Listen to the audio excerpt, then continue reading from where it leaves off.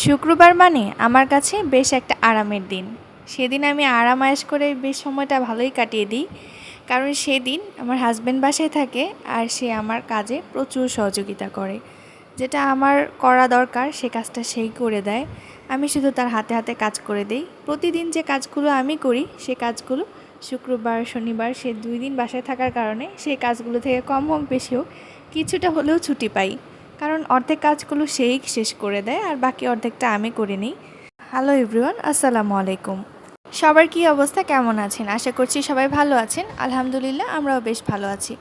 আমার হাজব্যান্ডকে দেখতেই পেলেন সকালবেলা উঠেই কিন্তু ওই মাটি নিয়ে গাছ নিয়ে নাড়াচাড়া শুরু করে দিয়েছে। আসলে এখানে একটা সমস্যা হয়েছে, গাছ লাগানোর জন্য যে মাটিটা ব্যবহার করা হয়েছে সেই মাটিটাতে কিন্তু আমি পলি ব্যবহার করেছিলাম, যার জন্য ওই পলির কারণে মাটিটা ঘেমে যাচ্ছে, কোনো গাছ ঠিকমতো হচ্ছে না। তাই নতুন করে আবারও সেই পলিগুলো ফেলে দিয়ে গাছ লাগানো হয়েছে। এখন আমার ছেলেকে আগে বিছানাটা তুলে নিলাম, তারপর আমার ছেলেকে এখন খাওয়াতে হবে। আসলে সকালে ঘুম থেকে উঠেই দেখি সে এইসব নিয়ে বসেছে, তো তার পাশাপাশি কম হোক বেশি হোক কিছুটা হলেও তো কাজ করে দিতে হয়। তো সেগুলো করে নিয়ে ছেলেকে খাইয়ে এখন বাকি কাজগুলো করে নেব। সব কিছু তো এলোমেলো হয়ে থাকে, একদিন পর পর হলেও বা প্রতিদিন হলেও কিন্তু এই কাজগুলো করে নিতে হয়, এলোমেলো জিনিসগুলো গুছিয়ে নিতে হয়। ঘরটা যদি গোছানো থাকে তাহলে বাকি কাজগুলো কিন্তু খুব সহজ হয়ে যায়, মানে করাটা খুব সহজ হয়ে যায়। তাই আগে যদি ঘরটা ভালো করে গুছিয়ে নিই দেন আমি বাকি কাজগুলো কম হোক সময় নিয়ে করে নিতে পারবো। আর এখন এই রুমটা আগে গুছাবো, কারণ এই রুমে আমরা যেহেতু সকালবেলা উঠে দেখি ও এই রুমে কাজ করছে, তো এখানে বসেছিলাম, আমার ছেলে খেলাধুলা করছিল, রুমটা নষ্ট করেছে। এদিকে আমি ওই রুমটা গুছিয়ে রেখেছি। আমার বেডরুমটা গুছানোর পরে দেখি ওর যত কাপড় আছে সেগুলো বাইরে দিয়ে জানলা দিয়ে ফেলে দিচ্ছে। আবার এগুলো গুছিয়ে আবার রাখতে হয়। আমার দিনে মনে হয় ৫-৬ বার এই কাজগুলোই করতে হয়। তো কি করব, করে নিতে হয়। আর আজকে প্রচণ্ড রোদ উঠেছে, তাই ভাবলাম পাপোশগুলো রোদে দিই। যদিও বা কালকে ধুয়ে দিয়েছিলাম, তারপরেও ভাবলাম যে আজকে রোদে দিই। তো এটা আমার প্রতিদিনের কাজ, আমি প্রতিদিনই পাপোশগুলো রোদ দিই। আমার কাছে ভালো লাগে। ঘর মোছার আগে পাপোশগুলো নিয়ে আসি এবং ঘর মুছে তারপর বিছিয়ে দিই। আসলে এই কাজটা আমি শিখেছি আমার মায়ের কাছ থেকে। আমার মাকে দেখলাম প্রতিদিনই পাপোশগুলো রোদ দিত এবং সে টনটনে পাপোশগুলো ঘর মোছার পর বিছাতো।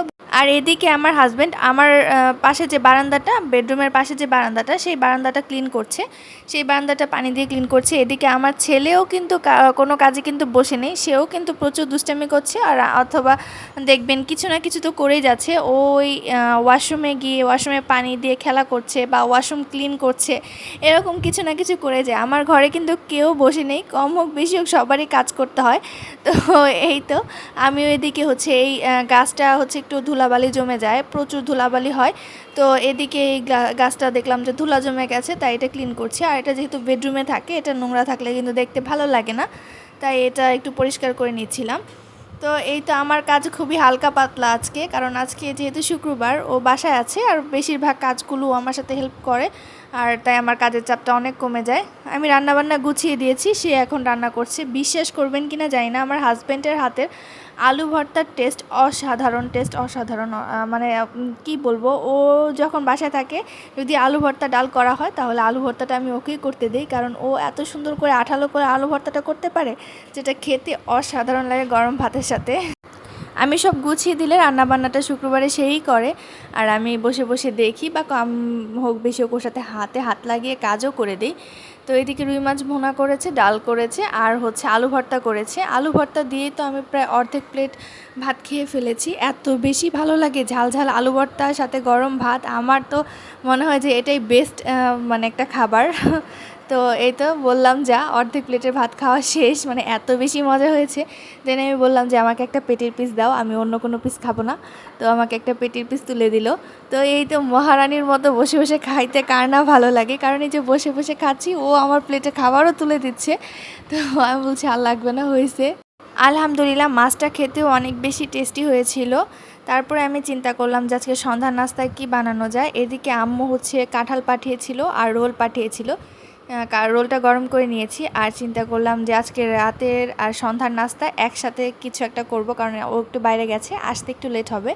তাই আমি কাচ্চি বিরিয়ানি করে ফেলেছি, এর মধ্যে ঝটপট আর রসমালাই। তো এই আমাদের স্পেশাল আইটেম আজকের সন্ধ্যার নাস্তার। আলহামদুলিল্লাহ এই দিনটা অনেক ভালো গেছে আর আমার অনেক আরামের গেছে। প্লাস অনেক মজার মজার খাবারও খাওয়া হয়েছে। আর ফ্রাইডে স্পেশাল তো অনেক কিছুই করা হয় বাসায়। তো আলহামদুলিল্লাহ আজকে এখানে বিদায় নিচ্ছি। আসসালামু আলাইকুম।